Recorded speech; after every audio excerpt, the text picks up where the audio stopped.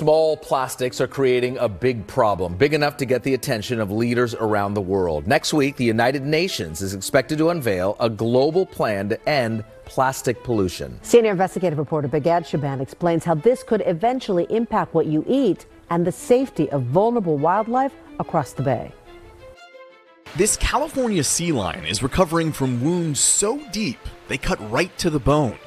He was nearly strangled by an almost indestructible predator. Plastic.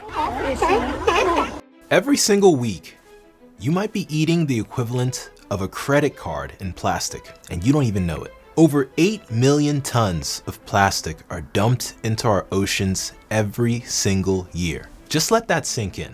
It's enough to circle the planet twice. And if you think these plastics stay in the ocean, think again. They're in our water, our food, and yes, our bodies.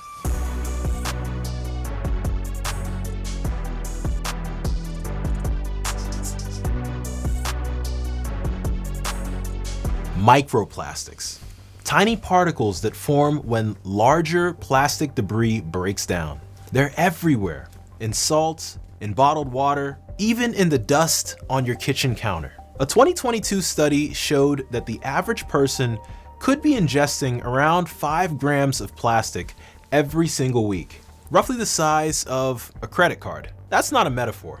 You are literally chewing on the same amount of plastic used to pay your bills. Now, these aren't just innocent little specks. Microplastics can carry toxic chemicals like BPA, phthalates, and polychlorinated biphenyls, PCBs.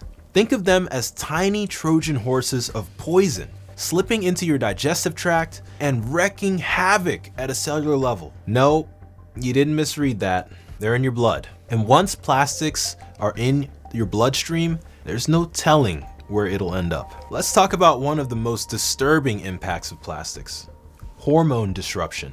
Certain chemicals in plastics, like BPA, are known as endocrine disruptors. They mimic estrogen, the hormone that controls everything from reproductive health to metabolism. And the result? A toxic cocktail that can lead to infertility, developmental issues, and an increased risk of breast and prostate cancers. Whether you're a man or woman, these chemicals can hijack your system. Messing with estrogen isn't just a female hormone issue. It can throw off testosterone levels too, leading to bizarre mood swings, decreased fertility, and a whole laundry list of other problems. This isn't just about us. Plastic pollution is annihilating wildlife, choking marine ecosystems, and poisoning our planet. We're talking about 1 million seabirds and over 100,000 marine mammals dying every single year from plastic-related causes. And that plastic doesn't just disappear. It breaks down into microplastics and keeps circulating, potentially forever. These stories aren't fiction. People are seeing the impacts firsthand. Food shortages in coastal areas, strange diseases in wildlife, and an unsettling rise in chronic illnesses that might be linked to microplastic exposure. So, what's the solution? Let's be real. No single person can fix all this, but you can still reduce your personal plastic footprint.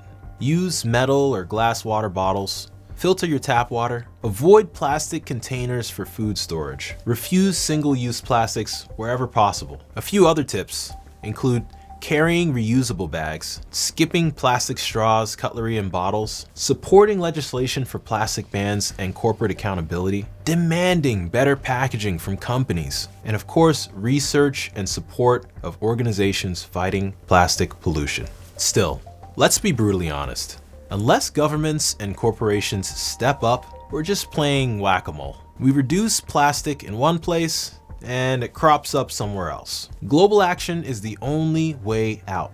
That means stricter policies, improved waste management, and yes, holding big brands accountable. If we keep going like this, by 2050, there could be more plastic in the ocean than fish by weight. Think about that next time you're eating seafood. Today's microplastics are tomorrow's dinner, literally. This is the moment where you get to decide. Will you keep ignoring the plastic on your plate, or will you say enough is enough? Share this video if you want the world to wake up. Leave a comment on how you're reducing plastic. And of course, subscribe to our growing community of people who refuse to be silent. If we don't stand up, the planet and our bodies will pay the ultimate price here. Until next time, I've been Dr. Yomi Adeyemi. Stay dynamic. Peace.